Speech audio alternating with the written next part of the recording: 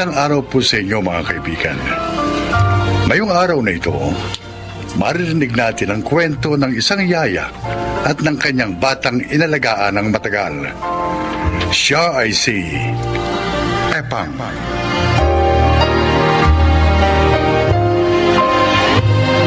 Josepa ang totoo kong pangalan. 15 anyos pa lang ako noon.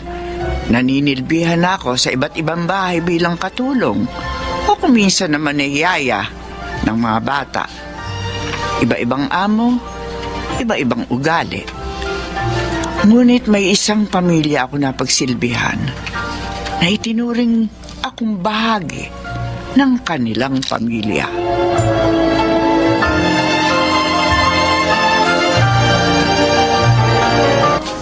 Ma'am, gatas po. Salamat, Epang. Ang lungkot dito sa bahay kapag ganitong gabi. Napakatahimik. Kung may anak na sana kami, siguro maingay at magulo tong bahay. 7 taon na kaming kasal ng sir mo, pero hanggang ngayon, wala pa rin kaming anak. Epang, nawawalan na ako ng pag-asa. Papagod na akong maghintay. Ay, ma'am, po kayong bibitaw. Wala pong imposible sa tao nagtitiwala at nananalig po sa Diyos. Ay, sana nga. Gustong-gusto ko na talaga magkaroon ng anak. Gusto kong maranasan kung paano maging isang ina.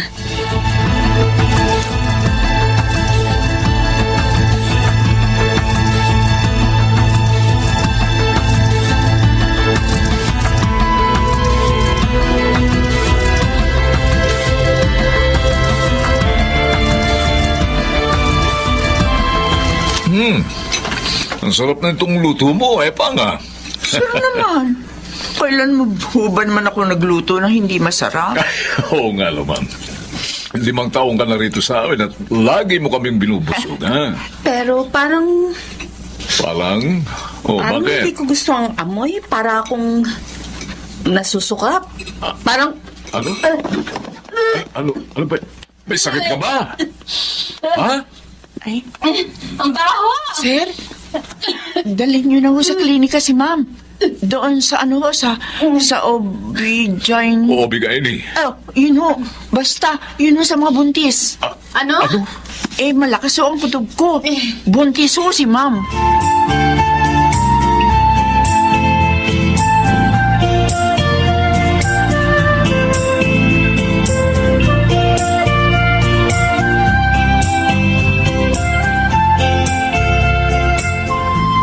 Ay, dito mo kamuti ng suklay sa may itaas ng pusod ko, Epang. Diyan. Alam niyo Dito ho. Ay, Makati. Ma'am, sabi ho ng mga matatanda, kapag daw ho kumakatinan dyan, tumutubo na yung buhok ng bata. Talaga? Hindi ko naman po alam kung totoo yun. Ay, pasensya ka na, Epang. Buntis ako pero parang mo akong sanggol na inaalagaan. Uy, mama, hindi naman ho libre to. Oo nga pala. Sinusweldohan ka nga pala namin. Nakalimutan ko. Para na kasing pamilya ang turing namin sa'yo. Ayos lang po yun, ma'am. Basta ang mahalaga, sinusunod niyo ho yung payo ng doktor na bed race. Bed rest. Ay, Rest. bed rest. Mm. Bed rest. Rest. Oh, Yun. Ayan. Dapat ho sundin niyo yung doktor. Lalo na at hindi na ho kayo bata, ha? Masela na po ang pagbubuntis niyo.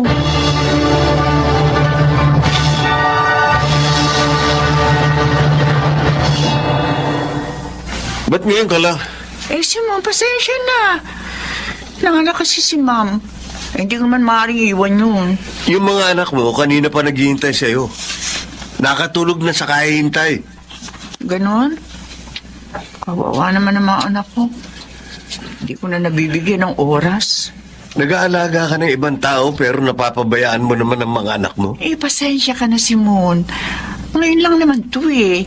Kasi nga maselan yung pagbubuntis si ma'am. Oh, Eh, pero ngayong nakapanganak na siya, eh di makakauwi na ako na maaga. mabuti kung hindi ako naghahanap buhay. Nakakahiya na. Sa kapitbahay natin madalas iniiwan ng mga bata. Sabi ko naman kasi sa iyo, tumigil ka na sa pagiging basurero eh. Kaya ko na yung magastosin dito sa bahay. Ano? Ayoko. Ikaw ang ina.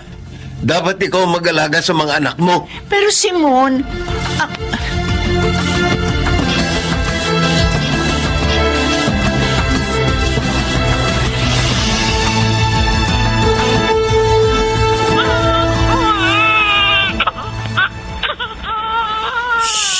Tahan na, anak. Tahan na. Tahan na. Akin na. Akong mapatahan. Sige nga. Hindi mo lang papatigil sa pag-iyak. O, ikaw naman. Anak, uutan, ha? Oo, si Papa lang kakarga sa'yo. Oh, Tala. anak. Ano ba yan? Tahan na. Bakit ka ba iyak ng iyak? kanina ko pa ho naririnig yung iyak niya. Ay, patahanin mo nga. Natatakot na ako. Hindi siya tumitigil sa kaiiyak eh. Akin na po, sir. Oo. Ito. Ay, hararin, hararan, Oh, hararin. tumigil na. Magic, ha? Pero ko salamat. Ikaw pala makapagpapatahan sa kanya. Naku, sir, kailangan lang ho nito ng konting kanta-kanta. Ha? O, sige na. Sige na, umuwi ka na. Gabi na. Sige po. Oh, baby, kay mama ka na ulit. Akin na. O, dito na, baby. Naku, ay! Ano ba? Ano ba yan? Epang, wag mo muna bitiwan, ha? Wag mo Iiyak na naman. Tahan na. O, hindi na. Tatahanan, baby. Ay, Magic na naman. sige na, Epang. Ikaw na munang kumarga dyan, ha? Habang hindi pa nakakatulog. Mukhang mas gusto ka niya kesa sa amin.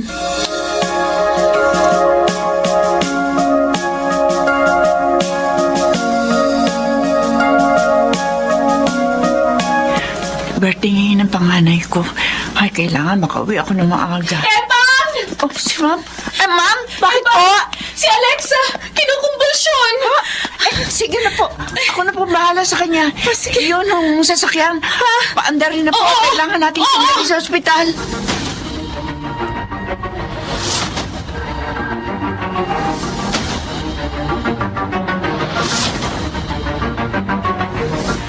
Ay, salamat sa Diyos, makakauwi na rin. Ma'am, kapag bata ho, ganyan talaga. Kapag nag-edad ng mga 7 taon, nawawala rin po yan. Epang, alam mo, hindi ko alam ang gagawin ko kung wala ka. Maraming salamat sa iyo, ha? Ay, wala pong ano man yun. Sige po, mauna na po Oh, ako. sige na. Papunta naman na rito ang sir mo. Sige po, ma'am. Ay, teka! Bakit po? Oh, kunin mo to. Ano po ito? Ibili mo ng cake ang anak mo at bumili ka na rin ng pagkain para sa inyo. Birthday ngayon ng panganay mo, di ba? Sige Sige na, kunin mo na. Alala niyo pa talaga ang kaarawan ng anak ko. Siyempre, palagi ka nagpapaalam na uuwi ng maaga kapag birthday niya, di ba? 3 taon na ang anak ko, so 8 taon na ang anak mo, di ba? Opo, ma'am. O siya, sige na, kunin mo na to. Hindi ka nakauwi ng maaga ngayon dahil kay Alexa. Salamat po, ma'am.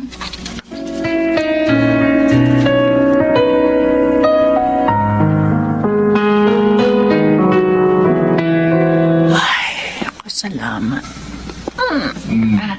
Mukhang pinagod ka na naman ni Alexa, Ay, sir, Kaya yung isa nakatulog na sa sobrang pagod. ang galing na po magbisikleta eh.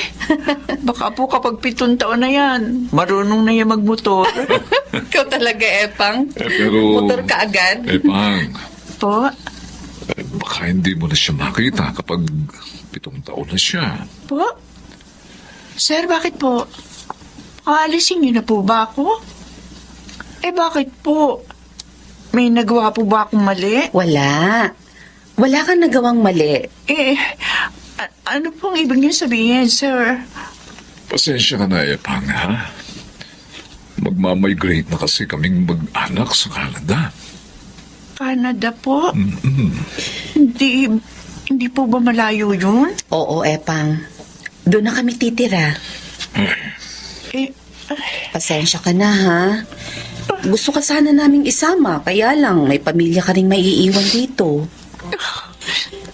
Maghihiwa-hiwalay na po pala tayo pagkatapos po ng 10 taon. Oo, Epang.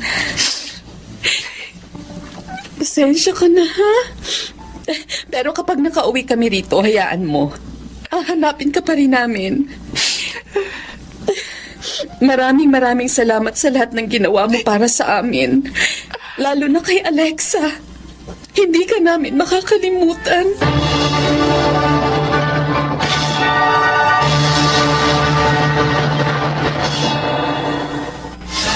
Ay,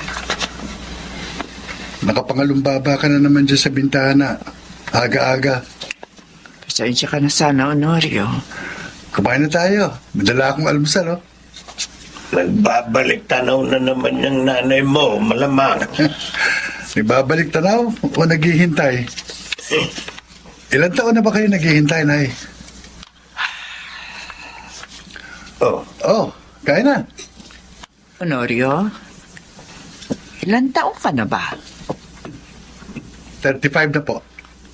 Oh, 3 dekada na pala ang lumipas. oh, tama. Sabi ko na 3 dekada mula nang umalis sila papuntang Canada. Yung batang inalagaan nyo noon, 30 anyos na yun. Matanda lang ako sa kanya ng 5 taon, di ba? Napakabait ng pamilyang yon. Malamang. Eto nga, oh. Nakatira pa tayo sa lupang nabili mo mula sa ibinigay nilang separation pay sa'yo. Nasaan na kaya sila?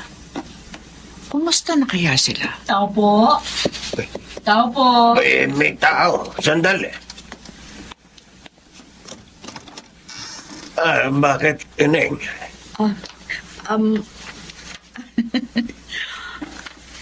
Dito po ba nakatira si Aling Epang? Josefa de Dios po? Akong asawa niya. Ay, sino ka? Oh, finally. Fine. Anong pangalan mo? Alexa po.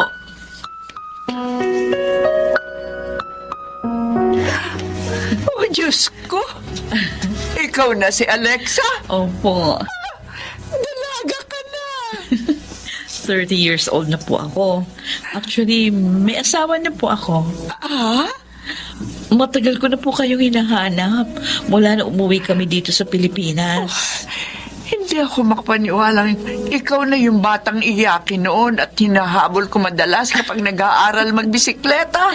Naikwento nga po ni Mami sa akin. Oh, si Ma'am, tsaka si Sir. Oh, kumusta na sila? Patay na po sila pareho. Ano? Patay na sila? Opo. Hindi ko malaman sila nakitang muli bago sila namatay. Kaya nga po umuwi kami dito kasi gusto nilang ilagak yung abo nila. But masaya po ako kasi nakilala ko kayo, Lola Epang. Malaki na ako. Nice to meet you. Nice to meet you. Maaari ba kita yakapin? Ay, opo. Siyempre naman po. Oh, parang kailan lang. Kinakalong pa lamang kita. Malungkot akong malamang patay na pala si na Mama at Sir. Pero masayang masaya ako. Na bago man lang ako mamatay, ay nakita kita, Alexa.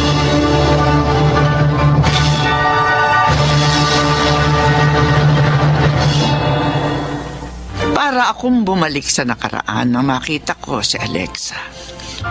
Hindi ko akalaing darating pa ang panahong yun. Ngayon, madalas siyang bumisita sa amin. At kagaya ng mga magulang niya, isa siyang mabait at mabuting tao. Kapag binabalikan ko ang mga alaala noon, napapangiti ako. Mahirap din maging kasambahay at yaya, pero masaya. Ako po si Epang, at ito ang aking buhay.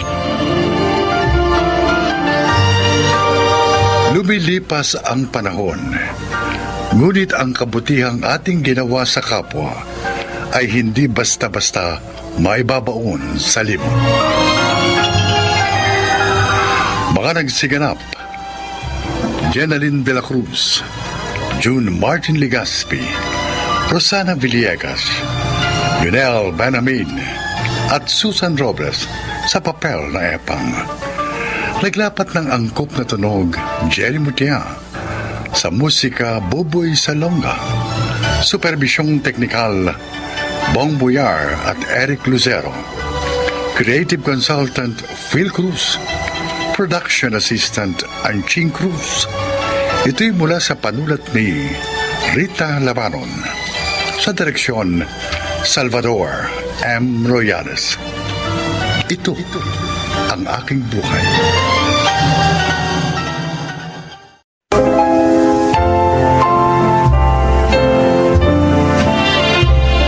Magandang araw po mga kaibigan. Ngayong araw na ito, maririnig natin ang testimonya ni Kate at ng kanyang mga pinagdaanan bilang panganay at breadwinner ng pamilya.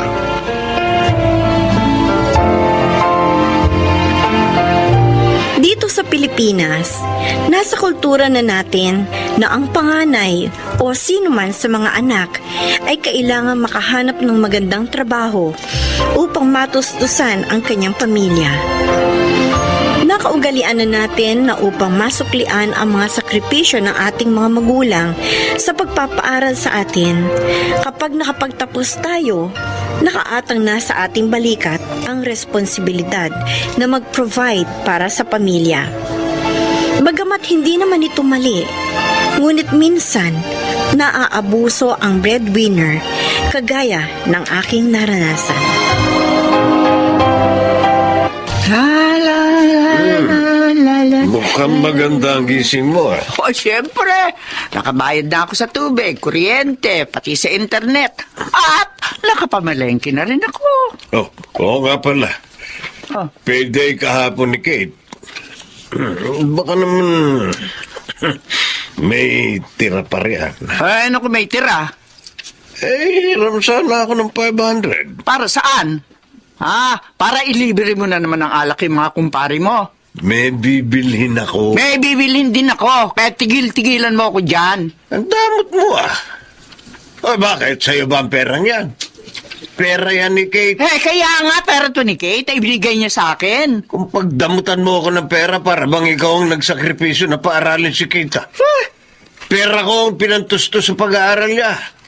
Nagtiis ako sa barko para kitain ang perang yaon. Kung gusto mo pala na palagi may pera, di sana hindi ka tumigil sa pagtatrabaho. Nang makapagtapos si Kate, hindi ka na sumampa uli sa barko. Wala ka nang ibang ginawa kundi himasin niyang bundat mo tiyan, kaya lalong lumalaki. O bakit ikaw? Wala ka na rin ginagawa ngayon ah, kundi magbunga nga maghapon at makichismisa sa mga kumari mong daig pa ang CCTV.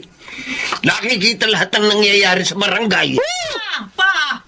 Ano ba yan? Aga-aga, nagtataasan naman kayo ng boses. Ito kasi mama mo, humihingi na naman ng pera. Pang-inom siguro.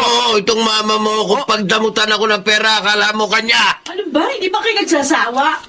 Palagi na lang ganyan ang linya ninyong dalawa. Buti sana kung nakatira tayo sa gitna ng bundok. Nasa syudad tayo. Ayun o, isang di pa lang. Bahay na ni na Aling Melba. Sa harapan may bahay pang isa. Sa kaliwa meron pa. Dinig ng 3 pamilya ang pagtatalo nyo. Di ba kayo nahihiya? Aga-aga, perang pinagtatalunan nyo. Tama na sabi!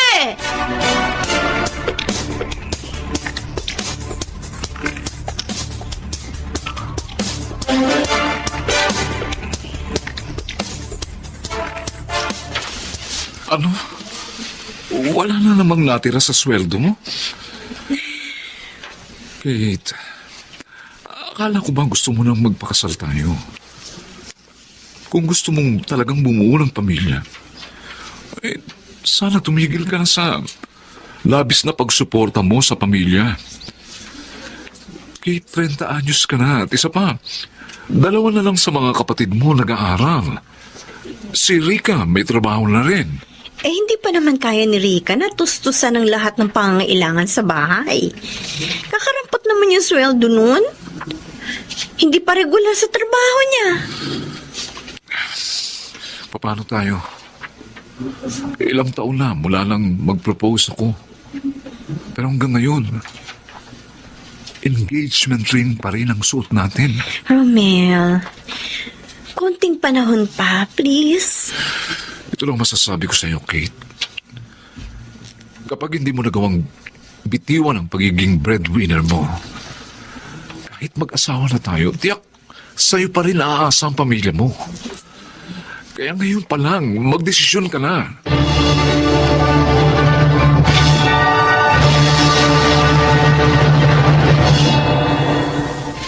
3,000? Miggy?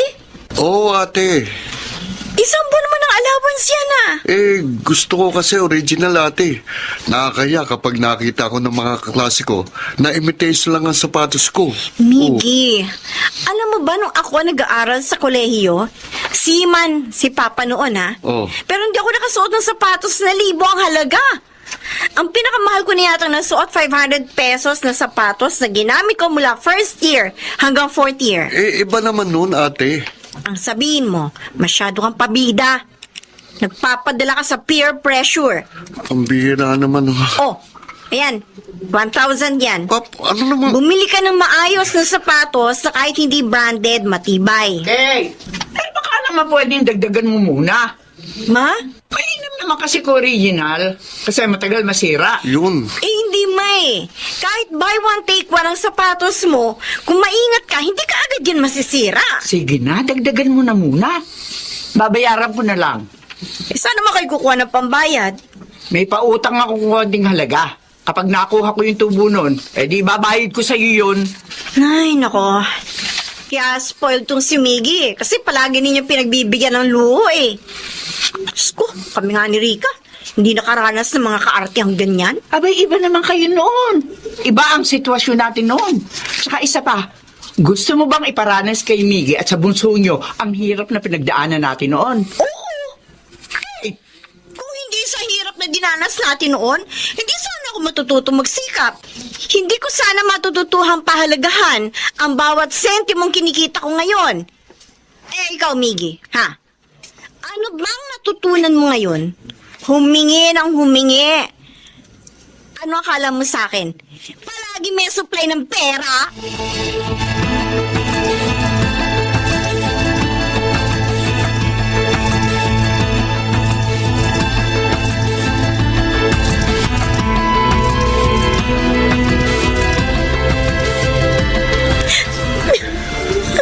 Ate, pasensyahan mo na si Mama. Sama-sama talaga ng loob ko, Rika. Ay, Lahat na lang iniaasa nila sa akin. Sa'yo. Alam mo bang nag-aaway na kami ni Romel kasi hindi kami makaipon ng maayos para sa kasal namin? Kasi napupunta na lang lahat dito sa bahay. pasensya ka na ate. Hindi pa ako nakakatulong ng maayos. Hindi mo naman kasalanan to eh. Sa totoo lang, hindi naman responsibilidad ng anak na buhayin ang pamilya niya. Pero ginagawa ko to dahil gusto ko makatulong at ibalik kahit konti man lang yung mga pagsasakripisyo nila na mapalaki at mapagtapos tayo. Kaya lang, minsan parang sobra naman eh. Nakakapagod na. Gusto ko na rin mabumuo ng sarili kong pamilya. Pero paano kung ganito? Nakatali ako sa ganitong responsibilidad.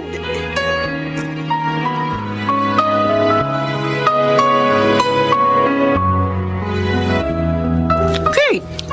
Bakit ito lang? Mula ngayon, Ma, ganyan na lang ang ilalaan kong budget para dito sa bahay. Ano? Paano ipang araw-araw nating gastusin? Pasensya na kayo. Kapag ibinigay sa inyong mahigit 50% na sweldo ko, hindi naman ako makakaipon. Wala pong matitira sa akin. Kailangan ko na rin pagtuunan ng pansin ang sarili kong plano. Alam mo ha, nung isang araw ko pa napapansin yan, na parang nagiging mahigpit ka pagdating sa pera. Pati si Miggy, napagbuntunan mo. Bakit? Nagmamalaki ka na ba? Palibhasa, ikaw to may malaking kinikita sa pamilyang ito. Wala kang utang na loob. Binihisan ka namin, pinag-aral, pinakain. Walang utang na loob, Ma. Dahil lamang gusto kong gawing priority ang sarili kong kinabukasan. Wala na akong utang na loob. Ma, pinalaki niyo Sa huli, singilin ang lahat na ibinigay niyo sa akin. Ganito ba talaga maging isang mabuting magulang? At bakit? Ganyan ba ang ugali ng isang mabuting anak? Ang pabayaan ng pamilyang bumuhay sa kanya? Hindi ko sinabing pababayaan ko kayo, Ma! Ang sabi ko, kailangan ko na rin pagtuunan ng pansin. Pareho lang yun! Ano nangyayari dito? Ito ang walang utang na loob mo, anak. Nagmamagaling na. Akala mo kung sino na. Nagkaroon lang ng magandang trabaho. Akala mo. Kate. Kate, sige na. Umalis ka na. Ako na ang bahala sa mama mo.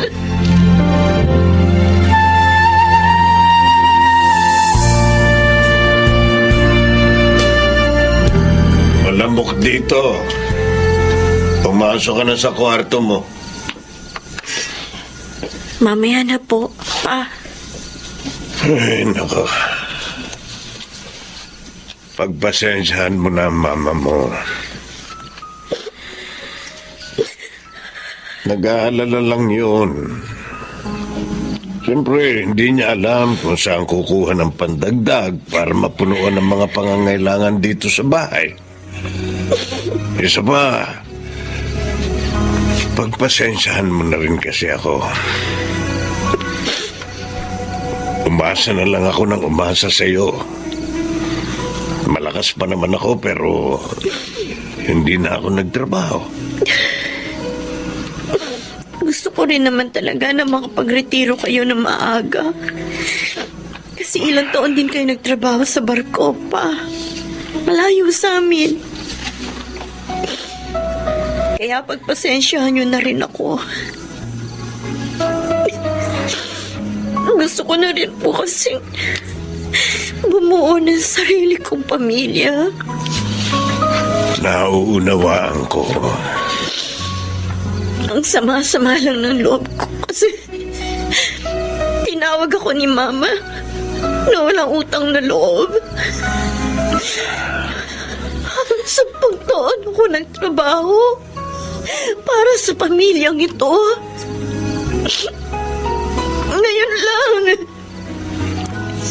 Ngayon lang ako nagsabi na iisipin ko na rin ang sarili ko. Masama ba yun? Hayaan mo lang. Kakausapin ko mama mo. Paliliwanagan ko siya. Pasensya ka na kung nararamdaman mo yan ngayon, Kate. Pero ito ang sasabihin ko sa'yo. Hindi mali ang desisyon mo.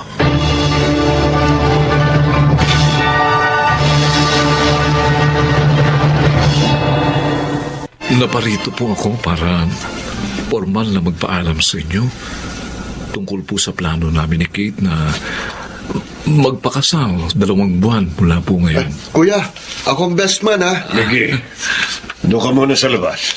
Hindi ka kasali sa usapan. Oo na. Basta Kuya Romel, best man ako ha.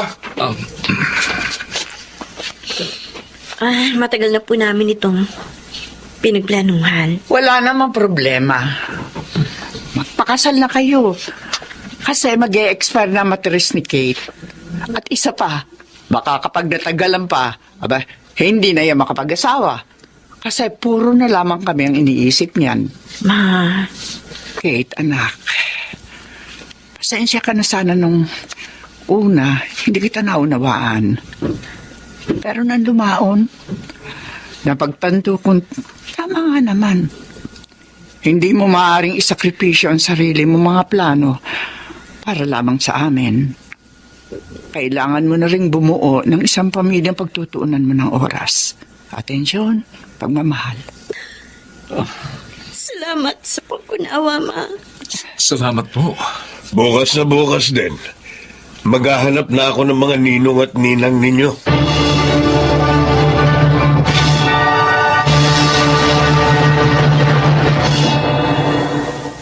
Hindi madali, pero kailangan talaga nating magbigay ng ultimatum sa pagsuporta sa ating mga pamilya. Lalo na sa mga nais na ring lumagay sa tahimik. Siguro, kagaya ko, hindi welcome ang ganitong idea pero lahat naman ay nadadaan sa mabuting usapan. Ako po si Kate at ito ang aking buhay.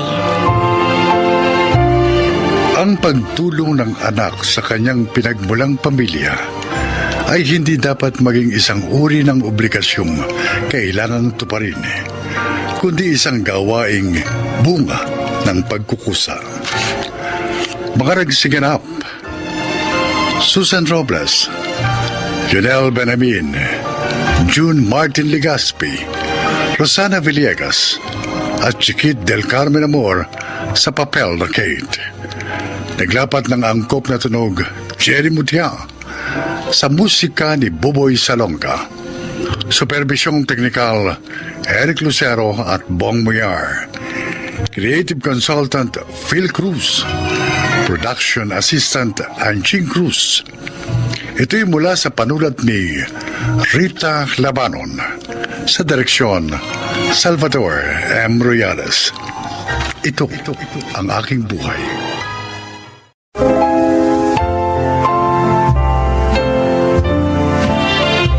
Magandang araw po sa inyo, mga kaibigan. Mapapakinggan natin ngayon ang kwento ng isang individual na minsang nalihis ng landas, ngunit nagbago. Siya ay si Dindo. Mahirap ang buhay at madalas o may extra lang ako sa construction o sa kahit saang maaaring pagkakitaan. Kapag hindi pa rin sapat, sumasideline ako bilang snatcher.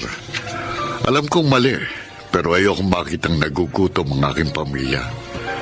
Subalit, nagbagong pananaw ko sa buhay dahil sa isang pangyari. Sige, umabol kayo hanggang kaya nyo. Tonyo! Dito! Hayop, pinagod ako ng mga pulis na yun ah. Sulit naman ba? Tingnan natin. Teka. Pakiramdaman muna natin kung lalagpas sila. Ayun, wala na, pare. Yun na, oh. Malayo na. Ano? Mukhang manipis naman itong pitaka ng matandang yun. Ikaw nagsabing galing siya sa bangko eh. Teka. Aba, ayos naman pala eh. Oh, Mataba, ayos. oh. Dami Oh. naman. Ayos to. Teka, pare. Yan. Oh, ito ang parte mo. Oh, yan, sakto yan, pare. Magbabayad ng tuition si Norman. Pwede na itong idagdag. Kailan ba gagraduate yung kapatid mo? Tagal eh. Hindi ba niya alam na nakakapagod tumakbo ng tumakbo tapos pulis pa humahabol sa'yo? Talagang hindi niya alam. Gusto mong isumpa niya ako kapag nalaman niya itong sideline natin. Sa bagay, si nanay nga, hindi rin alam itong ginagawa ko eh. Baliw. Sige, sabat na ako. Mamaya na. Ha? Baka may mga pulis pa sa paligid. Magpahinga muna tayo rito. Total, solve na maghapon natin. Hanggang sa susunod na araw pa kamo. Oh, Norman, pinabibigay sa'yo ng Kuya Dindo mo. Pambayad mo raw sa tuition. Oy, umayos ka ha. Siguraduhin mong ibinabayad mo sa eskwelahan niyang pera. Pinaghihirapan niya ng kuya mo. Siyempre naman ho, Nay. Kahit may asawa ng kuya mo, tumutulong pa rin sa atin. Kaya ipakita mo sa kanyang tinatanaw mong malaking utang na loob ang pagsasakripisyo niya para sa'yo. Mag-aral kang mabuti. Oo, Nay. Di ko naman nakakalimutan yun eh. Kapag may maayos na akong trabaho, ako naman ang susuporta kay Kuya Dindo. Nako, Norman, hindi mo yan kailangan gawin. Ate Pamela? Ang mahalaga sa kanya, makapagtapos ka ng pag-aaral. Tama ang Ate Pamela mo. Kaya paulit-ulit kong sinasabi sa'yo na maging masinop ka. Kasi mahirap lang tayo.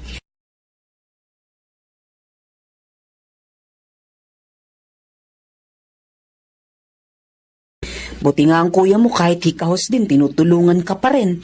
At buti na lang, wala pa kaming anak, Nay. Kaya nga eh. Pangako ko po, Hindi ko sasayangin ang lahat ng ginagawa niyo para sa akin. Magtatapos ako ng pag-aaral.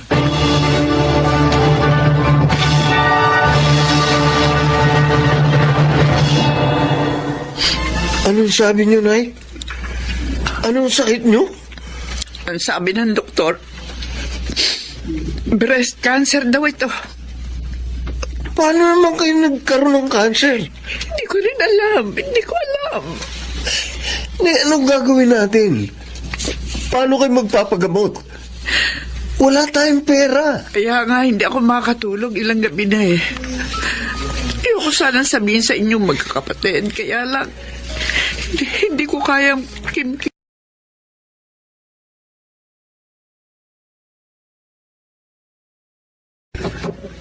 Kayo pa talaga ang binigyan ng ganyan sakit? Hindi pa nag-iisip ang Diyos? Tonyo! Huwag ka magsasalita ng ganyan. Oo, mahirap. Masakit. Pero wala tayong magagawa. Hindi naman natin nakokontrol ang mga pangyayari. Pag siniswerte ka nga naman, oh. Mahirap na nga tayo. May malala ka pang karamdaman. Ano pa ba kulang? Tonyo! Nay, paano ka namin may pagagamot?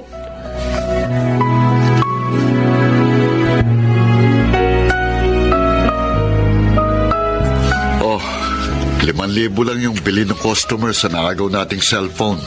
Medyo luma na raw eh. Kaya, Tonyo, bakit hindi ka umiimik? Pare, naisip mo na bang tumigil sa gawain ito? Bakit ayaw mo na? Ang nanay ko, may cancer. Ha? Cancer? Naisip ko, hindi kaya pinaparusahan na ako sa mga ginagawa kong kasalanan. Tapos ang nanay ko ang sumasalo ng parusang yun. Teka, ano raw ang sabi ng doktor? Gano'n pang itatagal ng buhay ng nanay mo? Stage 2 raw, pero wala kaming kapera-pera. Paano namin siya may pagagamot? E di magdoble kayod ka. Gusto mo, mag-duty na rin tayo kahit gabi. Ayoko na, Dindo. Anong ibig mo sabihin? Siguro, panahon na para talikuran ko itong ganitong trabaho. Sigurado ka? Pagkatapos itong huling puntirya natin, titigil na ako. Kahit hindi ko maipagamot ang nanay ko, maalagaan ko man lang siya. O kaya baka naman kapag nakita ng Diyos na hindi na ako nagnanakaw, bawiin niya ang sakit ng nanay ko.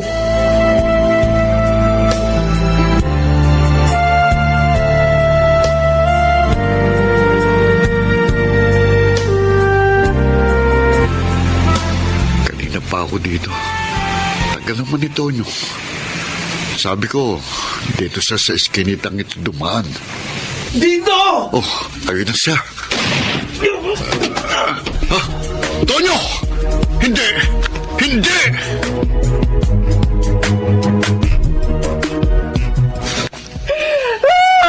Anak ko! Siya na ng dito. Diyos ko, bakit nangyari sa iyo ito? Kay dad lang siya ni nanay.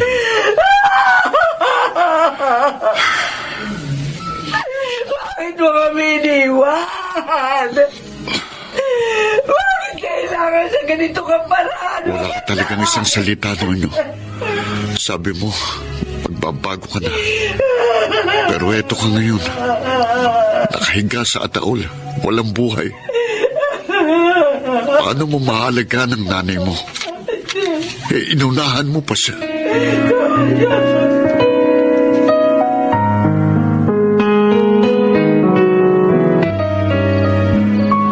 Dindo, saan ka ba galing kanina?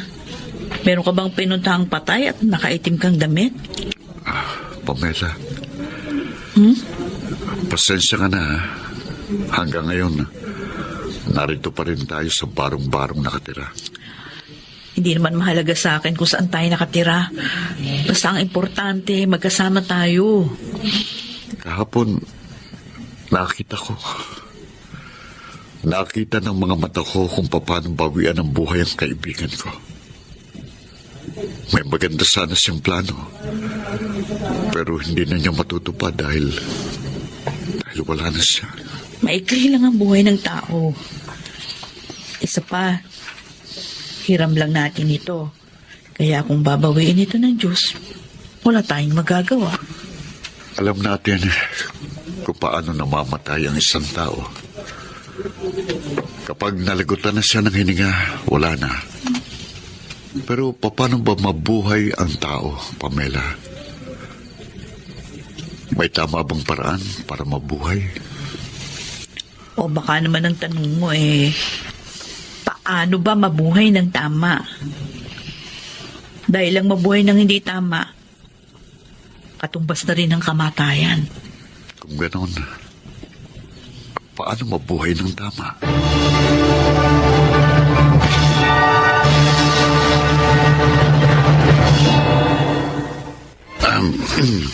Aba, bagong gupit, bagong ligo at bagong uniforme. Muntik na kitang hindi makilala, Dindo. Gwapo na ba ako, Nay? Ay, hindi ka pwedeng magpagwapo. Baka magalit si Pamela. Huwag kang mag-alala, Nay. May tiwala naman ako dyan kay Dindo. Maswerte ko sa asawa ko, Nay. Hindi selosa gaya ng iba dyan. Ang bola pa to. Sige na, umalis ka na at mahuhuli ka. Unang araw mo ngayon sa trabaho. Oo nga. O sige, alis na ako, Nay. Ay, mag-iingat ka, ha? Bye! Bye. Ay, mabuti na lang nakakuha na siya ng matinong trabaho, Nay. Oo nga. Regular na yung sweldo niya. Kahit janitor. Basta ang mahalaga, hindi na siya mag-iisip araw-araw kung saan naman siya extra ng trabaho.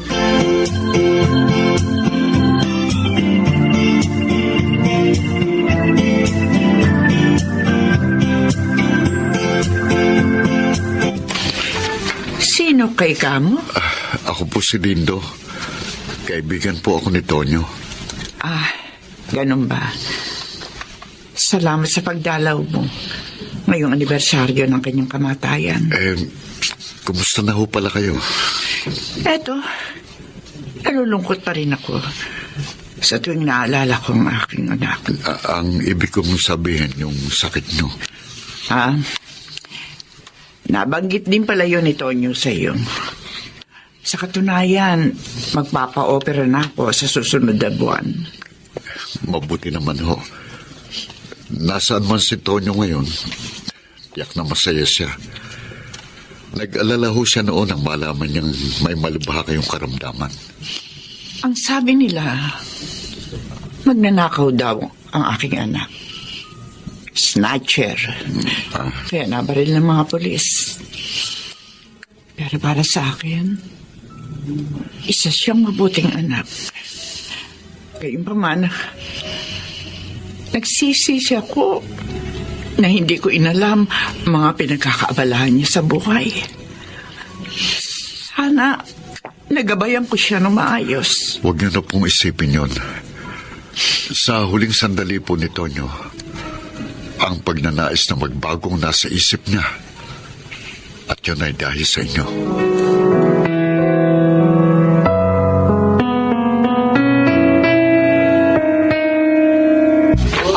Magmerienda muna kayo bago magtrabaho ulit.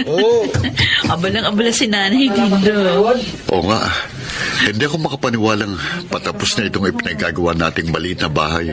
Kahit na yero pa lang at hindi pa konkreto ang buong kabahayan, ay mas mainam na ito kaysa doon sa una nating tirahan. Nakakaraos na rin tayo kahit papano. Oo nga, at dahil yan sa pagsisikap mo. Akala ko noon, ang mahirap ay mahirap na habang buhay at walang karapatang mangarap ng isang maayos na pamumuhay. Salamat kay Tonyo. Yung kaibigan mong namatay? Nang dahil sa kanya, napagtanto ko na maikli lang ang buhay at hindi natin maaaring aksayahin ang panahong ibinigay sa atin. Kailangan gawin natin ang lahat para mabuhay ng tama.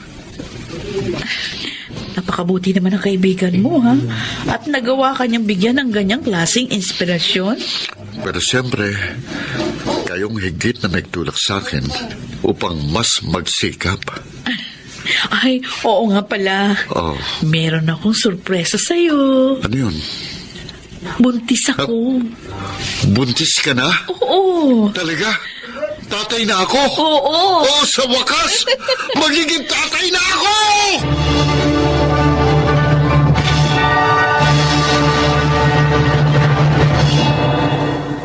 Totoo nga. Minsan kailangan nating makita ang kamatayan o maintindihan ang kahulugan nito upang malaman natin ang kahalagahan ng buhay. Kapag namatay na ang tao, tapos ng lahat. Pero habang nabubuhay tayo, may pag-asa pang magbago at may pag-asa pa para sa mga bagay na nais nating gawin para sa ating sarili at sa mga taong mahal natin. Ako po si Dindo, dating snatcher. Hindi mahalaga kung ang tao ay mayaman o naghihikahos, sapagkat walang katumbas ang kaligayahang mamuhay ng tama at naaayos sa kagustuhan ng Panginoon. Mga nagsiganap: Lionel Banamin, Susan Robles, Maynard Landicho Jr., Rosana Villegas, Jeneline de la Cruz, at Phil Cruz sa papel na Dindo. Naglapat ng angkop na tunog, Jerry Mutia, sa musika ni Buboy Salonga. Supervisyong teknikal, Eric Lucero at Bong Muyar. Creative Consultant, Phil Cruz. Production Assistant, Anching Cruz. Sumulat ng ating kasaysayan, Rita Labanon. Sa direksyon, Salvador M. Royales. Ito ang aking buhay.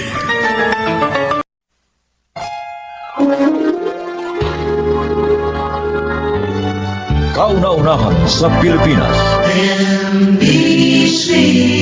Manila Broadcasting Company. DZRH. Member, kapisanan ng mga broadcaster ng Pilipinas.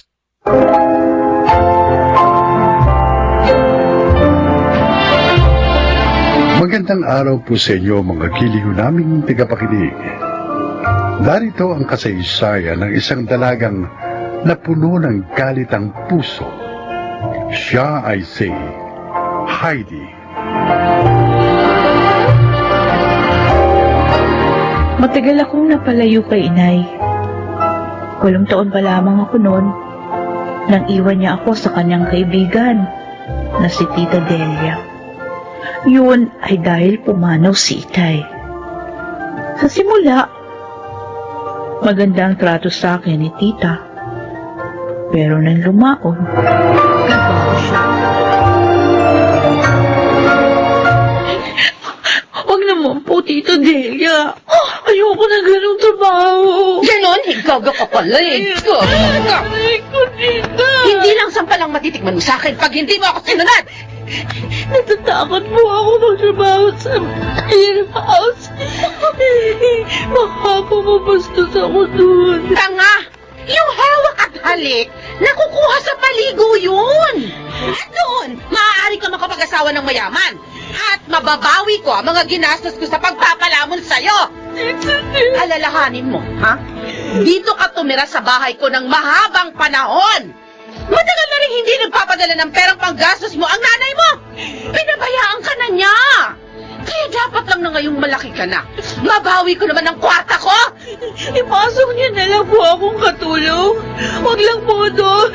Baka niyo na lawa. Tigas ka talaga. Ayaw mo? Ayaw mo?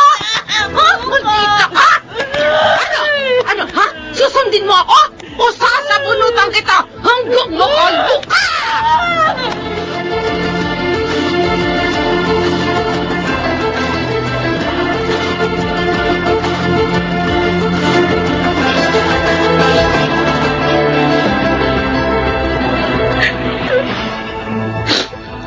Sakit ng katawan ko. Dahil sa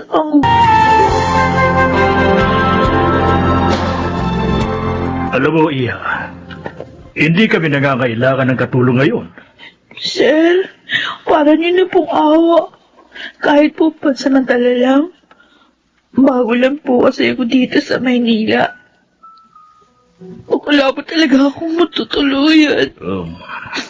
Nagsasabi ka ba ng totoo? Opo, sir. Di ba ako nagsisinungaling? Bakit ka napadpad dito sa Maynila? Mapanganib dito. Lalo na sa isang teenager na katulad mo.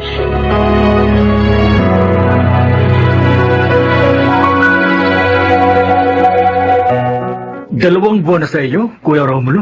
Oo, Renato. Naawa naman kami kaya hindi namin mapalis. Mabait at masipag naman kasi. Kung talagang totoo ang dahilan niya, kaya napadpad siya dito sa Maynila, nakakaawa nga siya. Palagay ko naman totoo yun. Wala naman ang tanggapin ko siya. Wala kaming nawawalang gamit o kahit na ano sa amin. Kuya, ano kaya sa tingin mo kung kunin na lang namin siya? Di ba may dalawa ka ng katulong? Si Mildred na lang. Nalagasawa na si Nova. Sabihin mo na sa kanya, Kuya. Para bukas, kukunin ko na siya. Para naman hindi na mahirapan si Mildred sa mga trabaho dito.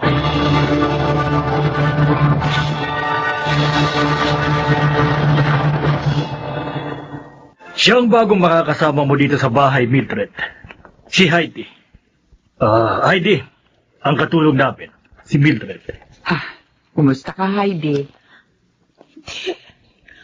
Ang babaeng ito. Heidi, kinukumusta ka ni Mildred? Mabuti naman po. Ay, Sir Renato, baka po kasi nahihiya siya. Pero hindi po bale. Ako na po ang bahala sa kanya.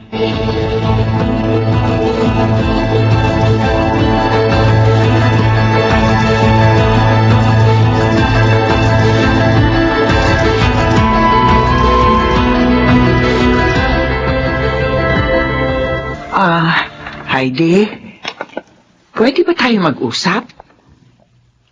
Pwede naman o. Ano ba yun? Mula kasi nang dumating ka rito, tahimik ka lang eh. Di naman kasi ako dalahira. Baka lang kasi maaari tayo magkwentuhan dahil magkasama tayo sa trabaho. Ayokong i-chismis yung buhay ko. Hindi naman ako chismosa. Pero kung wala ka sa mood makipag-usap, sige lang. Itatanong ko lang sana kung ano-ano kayang gawaing bahay ang alam mo. Lahat po alam ko. Kahit naman kasi pinabayaan ako ng nanay ko. Natuto pa rin ako sa pamamagitan ng ibang tao. Ay, di mainam. Hindi na pala kita tuturuan. Kaya ko nga rin ang trabaho kahit na ako lang mag-isa dito.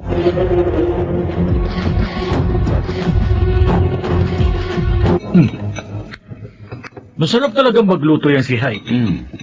Parang mas mahusay pa siya magluto kaysa kay Mildred. You're right, Dad.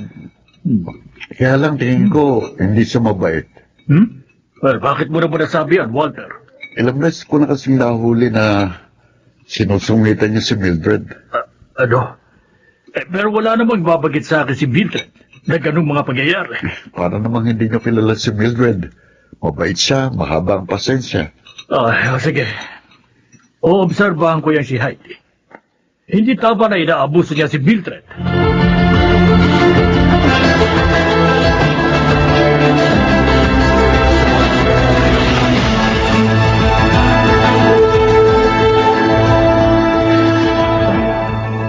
Heidi, masama ba pakiramdam mo? Kasi namumutla ka eh. Huwag mo akong pakialaman. Huwag ka sana magalit, ha? Nagmamalasakit lang naman ako sa'yo. Bakit? Kailan ka ba natutong magmalasakit sa akin? Ha? Kailan pa? Teka, hindi kita maintindihan. Galit ka ba sa akin? Ilang galit? Galit na galit. Heidi, bakit naman? Talaga bang kahit pangalan ko, kinalimutan mo na rin? Teka, ano ba talaga ibig mong sabihin? Pati pangalan ng anak mo, kinalimutan mo rin? Anong klase kang ina? Heidi, hindi ko nakakalimutan ang pangalan ng anak ko. Oo, kapangalan mo nga siya. Teka, huwag mong sabihin na Ako nga! Akong batang pinabayaan mo. Sa masama mong kaibigan na si Tita Delia. Anak! Heidi! Ayoko makan. Ganito ko sa'yo. Sarili mo lang iniisip mo. Hindi totoo yan. Hindi totoo yan. Pinabayaan mo akong palamunin at alilain ng masama mong kaibigan. Dahil doon. Kaya pinagmalapitan niya ako. Kaya kahit high school, hindi ko natapos. Gusto pa niya ako ipasok sa biras. Oh, Diyos ko. Hindi ko alam na ginawa niya yun sa'yo, anak. Halos lahat ang kita ko, pinadadala ko sa kanya para mapag-aral ka lang. Sinungaling ka! Nagsasabi ako ng totoo, anak. Alam yun ang Diyos.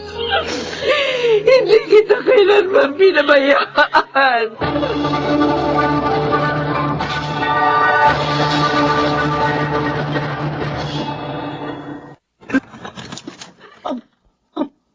Mildred? Ay, ikaw nga. Ay, ba't naman yung sinabing uuwi ka dito sa probinsya? Nasaan ang anak ko, Delia?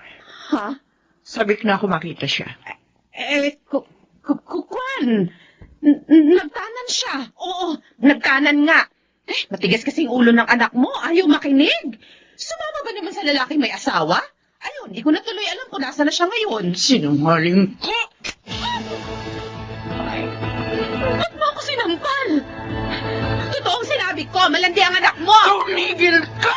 Aray ko. Hoy, sumusobra ka na, ha?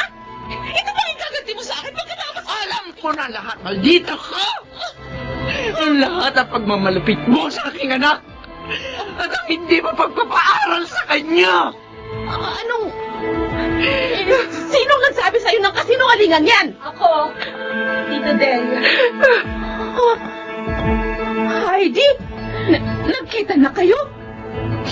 Siguro nga. Talagang niloob ng Diyos na magkita kami. Para matapos ng kasamaan mo. Walang niya ka. Napakasama mo, Delia. Hindi ka pala dapat magkatiwalaan. Wala kang pwedeng kaibigan. Patawarin niyo ako.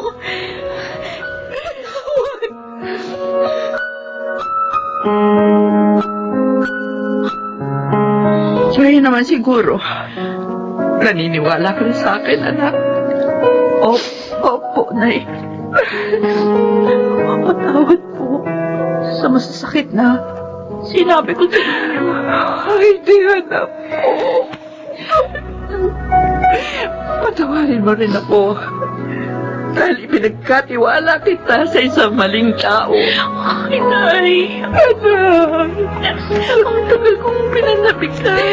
Na muli kayong mayakap at makasama. Ako man, anak. Ako man. Mula ngayon, hindi na tayo maghihiwalay. Anak ko. Hindi na.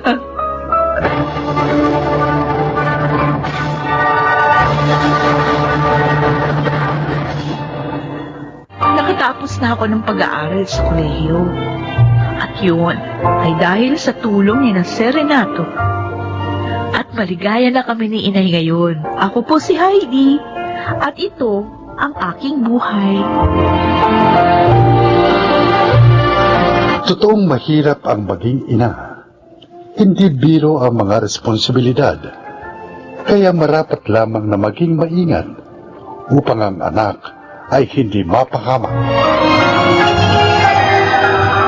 Mga nagsiganap: Susan Robles, Jeneline de la Cruz, Lionel Benjamin, Maynard Landicho, Phil Cruz at Rosana Villegas sa papel na Heidi. Naglapat ng angkop na tunog Jerry Mutiang. Sa musika, Buboy Salonga. Supervisyong teknikal, Eric Lucero at Bong Boyar. Creative Consultant Phil Cruz. Production Assistant Anching Cruz. Ito'y mula sa panulat ni Telma Corporal Alcantara. Sa direksyon, June Martin Ligaspi at Maynard Landicho Jr. Ito ang aking buhay.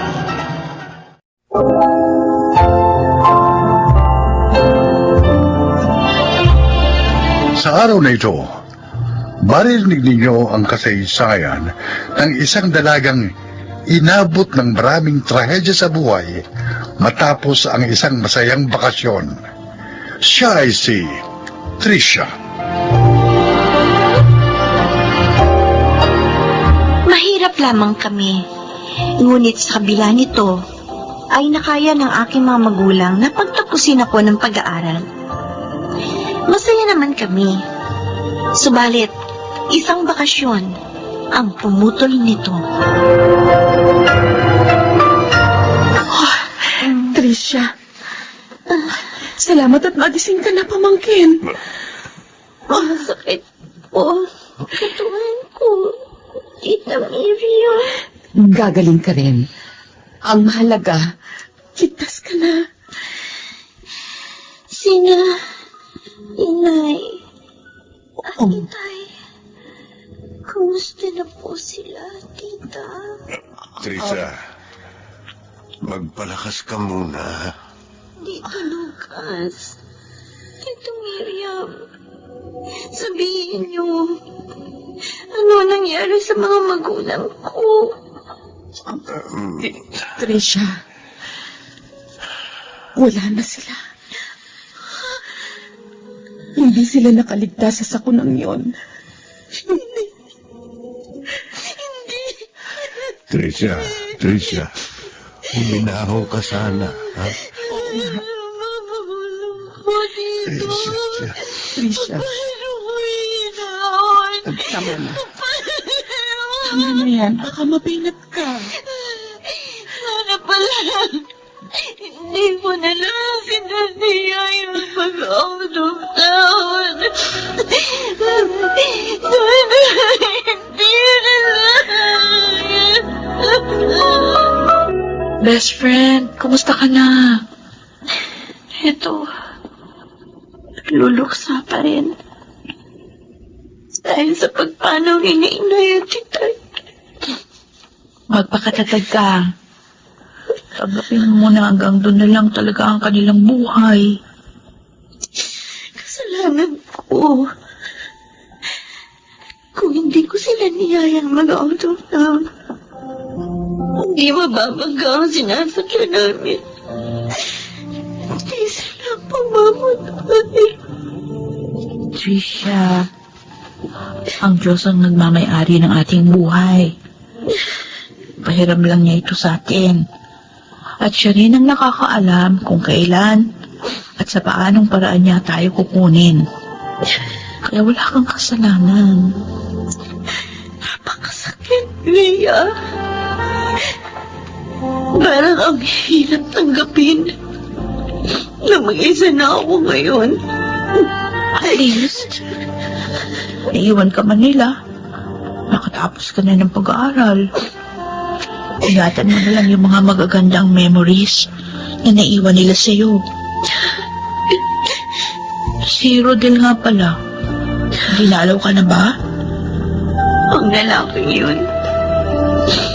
Mula nang umalis kami ng mga magulang ko, hanggang sa nailibing na sila, hindi ko pa rin siya nakikita. Hindi rin siya dumalaw sa akin sa ospital.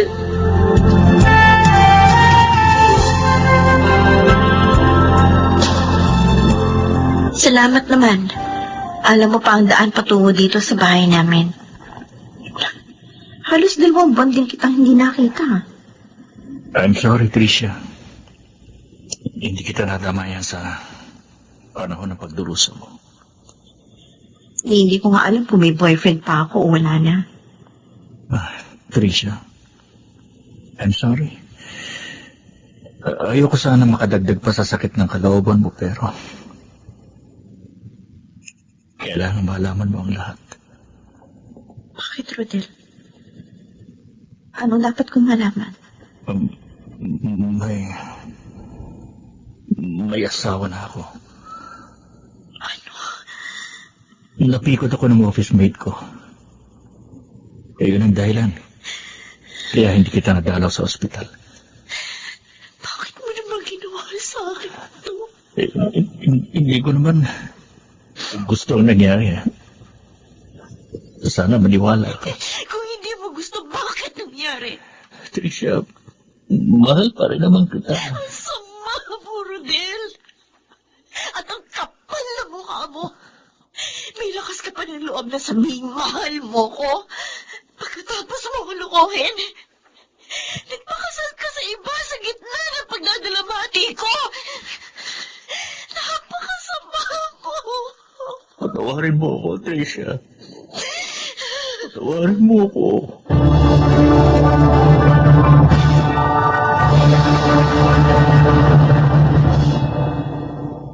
Tinawagan mo pala ang pamangkin mo. Oo, Lucas. Ay, kumusta na siya? Ayun, lalo pang nalungkot dahil napikot ang nobyo niya. Ano?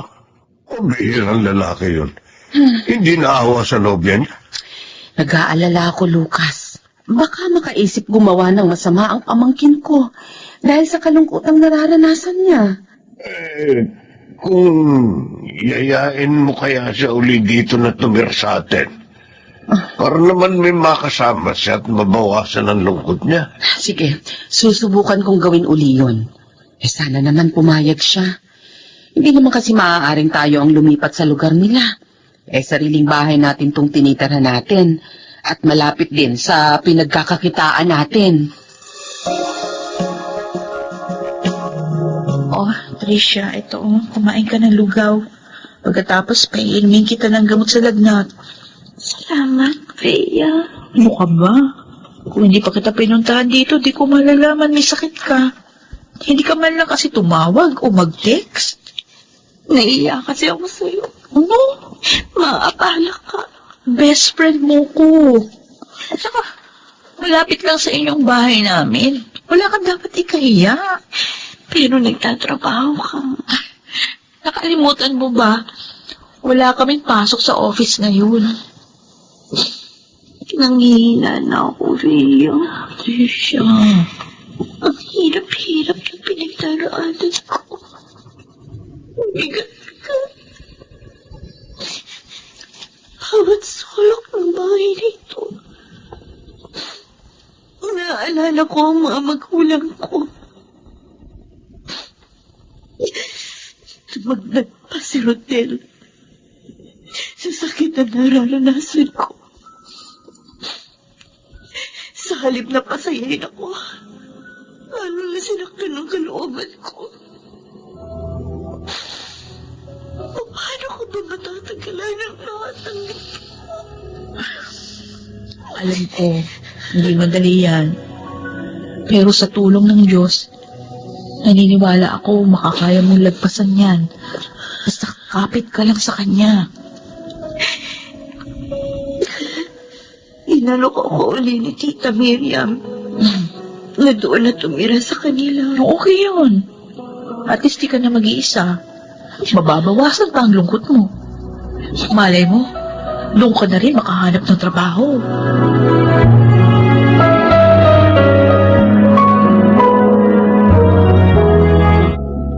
Mabuti naman at pumayag ka rin na sumama sa akin. Naisip ko po kasi, baka pag nagtagal pa po ako dito, hindi ko na talaga makaya. Isa pa, nakakita na po ako ng uupa nitong bahay namin. Tama. Paupahan mo ito at itabi mo ang kikitain. Gusto ko rin pong gamitin ang tinapos kong kurso, tita. Gusto ko na pong magtrabaho. Ganyan nga, pamangkin. Huwag kang susuko sa mga hamon ng buhay.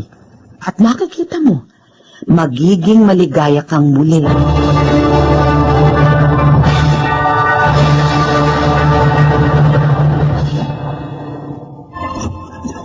Good morning. Good morning din. Si Aling Miriam, Ay, nasa loob si tita. dala ko na itong mineral water na in-order niya. Sino yung dumating, Trisha? Tita?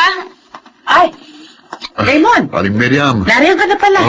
Dala ko na ho itong tubig nyo. May deliver ba mga tauhan mo? Oho, kaya tinutulungan ko na sila. May bago po pala kayong kasama sa bahay nyo. Pamangkin ko, si Tricia. Uli lang lubos na, kaya kinuha ko na. Dito na siya nakatira para mabawasan naman ng lungkot. Pareho pala tayong uli lang lubos na, Tricia. At talaga? Buti nakakaya mong lungkot. Nung una, hirap na hirap ako. Pero ginawa kong abalang sarili ko sa trabaho. O kaya sa mga makabuluhang bagay. Nakaka-inspire naman yung kwento mo. Ay, alam mo, pamangkin, masipag yang si Raymond. Bukod sa...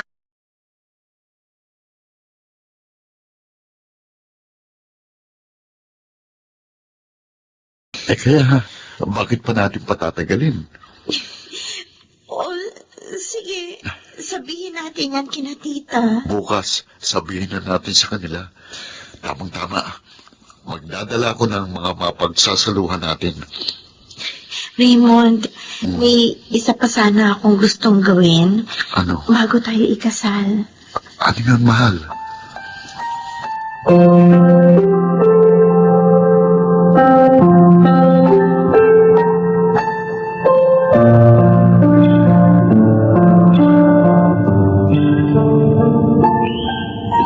Narito na tayo sa puntod ng mga magulang mo, Tricia.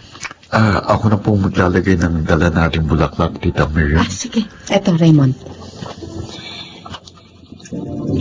Inay, Itay, narito po ako. Dinadalaw ko po kayo. Kasama ko po si Tita Miriam at si Raymond, ang mapapangasawa ko. Ikakasal na po kami. Sayang, dahil hindi niyo na po makikita. Pero kahit wala na po kayo,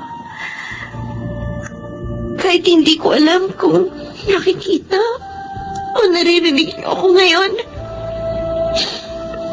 gusto ko pa rin sabihin ang magandang balitang ito sa buhay ko. Pupuntahan din po namin ang puntod ng parents ni Raymond. Uli lang lubos na rin po kasi siya eh. Inilagay niyo po ako sa ayos bago kayo lumisan. Ako po, lahat ng mga pangaral ninyo sa akin, lahat ng mga itinuro ninyo, ituturo ko rin sa aming magiging anak.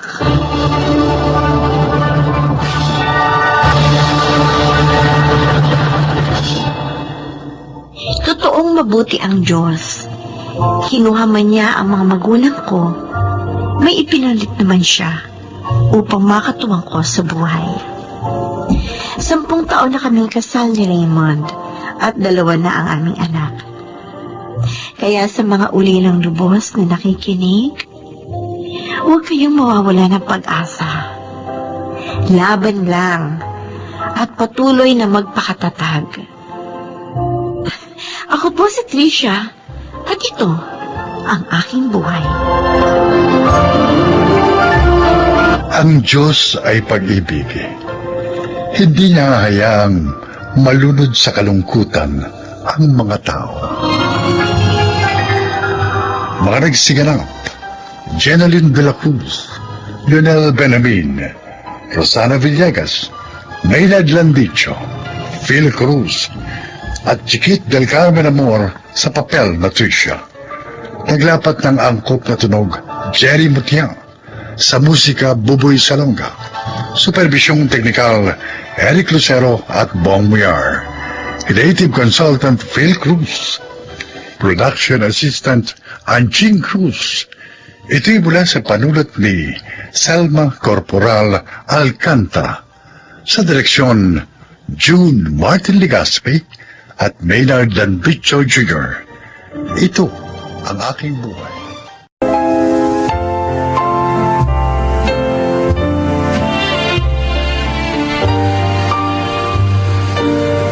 Magandang araw po mga kaibigan. Maririnig natin ang isa na namang nilikha na nagbahagi ng kwento ng kanyang buhay upang kapulutan ng aral. Siya ay si Onofre.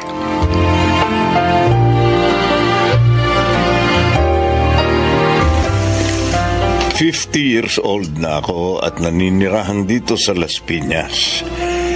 Mahigit na 20 taon na akong manggagamot at masasabi kong dahil sa profesyong ito, guminhawa ang buhay ko. Pakinggan nyo ang aking kasaysayan.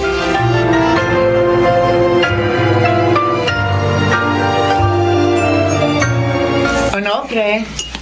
Oh, here is your favorite juice. Oh, thanks, Angelina. Ano nga uli yung sinabi mo sa akin kanina? Sabi ko, magtataas tayo ng singil sa klinik. Simula sa makalawa. Mataas na ang singil natin ah.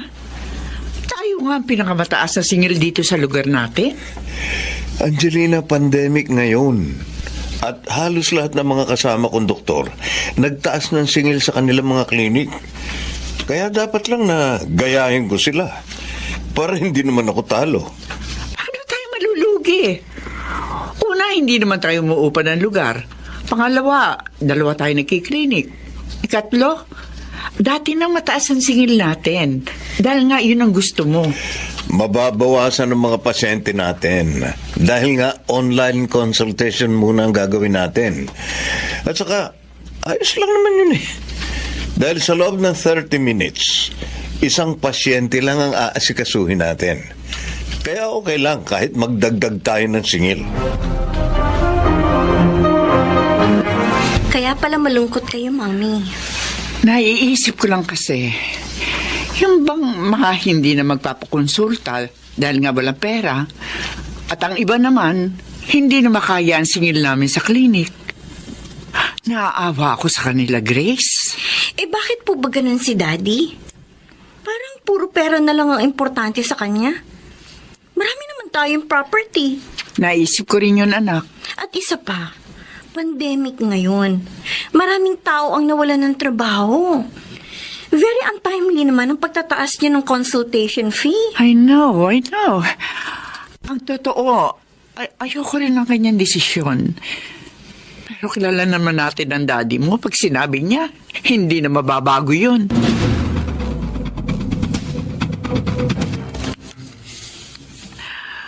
Oh, salamat naman at dinalaw mo ako, Monica. Tagal na nating hindi nakikita. Nag-aalangan nga ako magpunta dito kanina kasi baka marami kayong pasyente online. Mabuti naman pala at hindi. Actually, nabawasan ng malaki ang bilang ng mga pasyente namin ngayong pandemic. Baka dahil takot ang mga tao na magpa-doktor.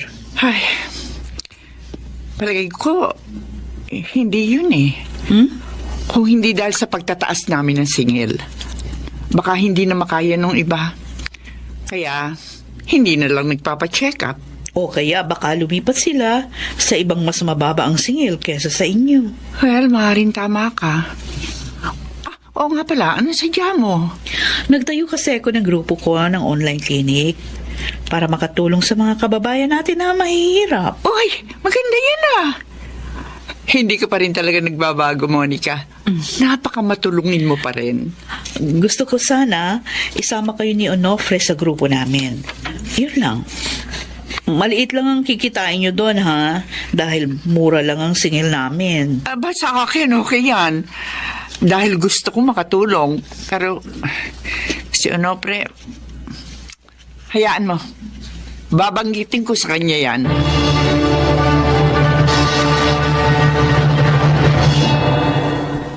At pumayag ka naman. Mabuti ang layunin ng grupo ni Monica, Onofre, kaya walang dahilan para tumanggi ako. Pues, ako ayoko. Ano? Onofre, nakakahiya naman kay Monica. Kaibigan pa naman natin yung tao. Well, hindi ko naman sinisira ang pakikipagkaibigan natin sa kanya. Ang ayoko lang ay yung sumama sa grupo nila. Eh bakit ba ayaw mo? Online din naman yun.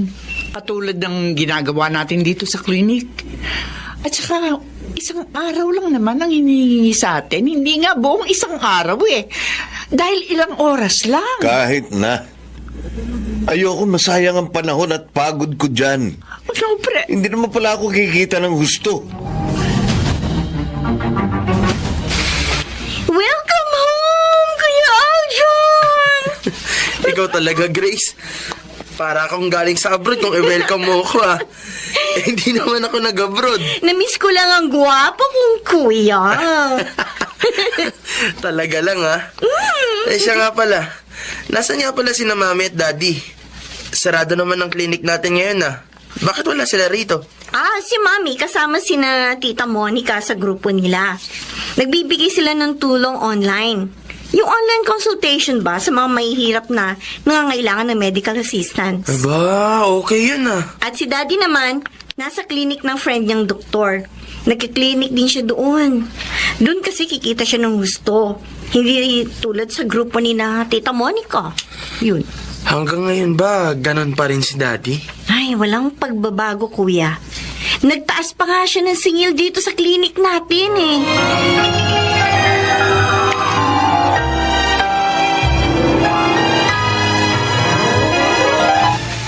Natutuwa ako at gusto mong sumama sa grupo namin, anak. Jack, na matutuwa si Monica pag sinabi ko ito. Aljon, narito ka para magbakasyon. Eh bakit ka sasama sa grupo ng mami mo? Hindi ka naman kikita doon. Tuwing weekend lang naman po yun, Daddy. Para makatulong din po ko sa mga kababayan natin ngayong pandemic. At saka hindi lang naman puro pera ang mahalaga. Sino nagsabi sa'yo? Lahat ngayon dito sa mundo pinatatakbo ng salapi. At saka hindi biro ang hirap at gastos natin nung nag-aaral tayo ng medisina. Kaya dapat lang na mabawi natin yun.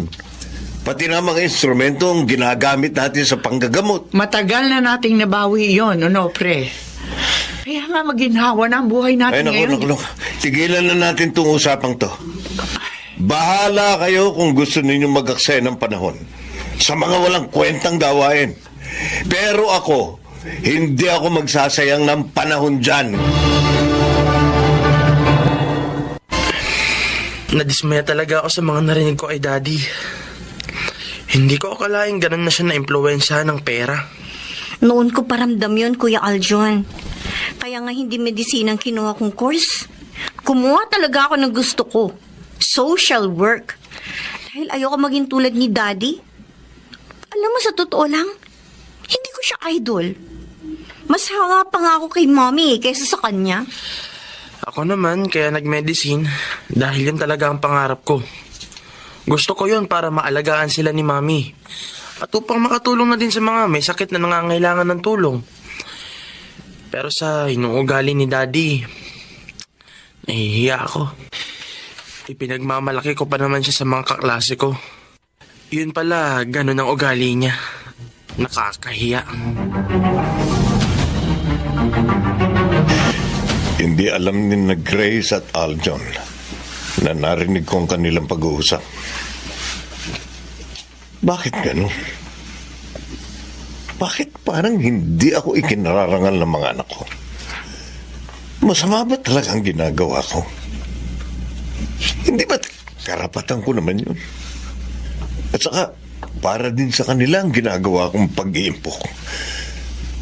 Pero bakit pati si Angelina ayaw sa ginagawa ko? Ano ba ang mali ko? Oh, may tumatawag sa cellphone ko. Sino kaya ito? Oh, Dr. Pepito Gonzales.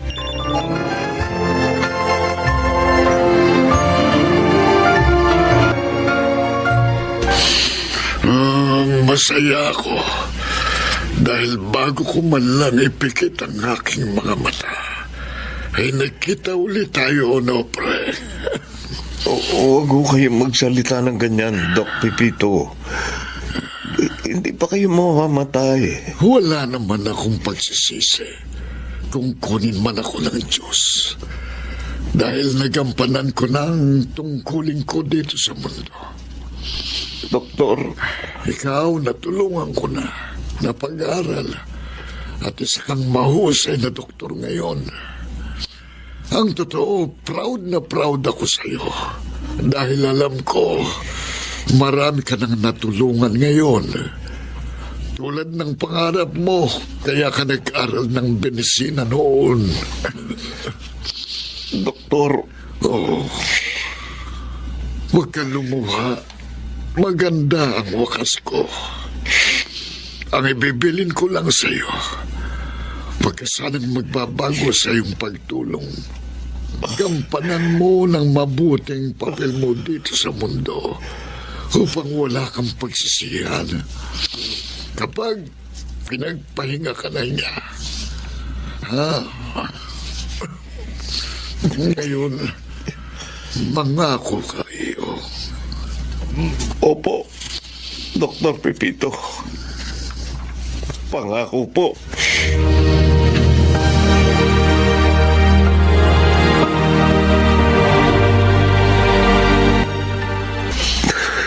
Ano, pre?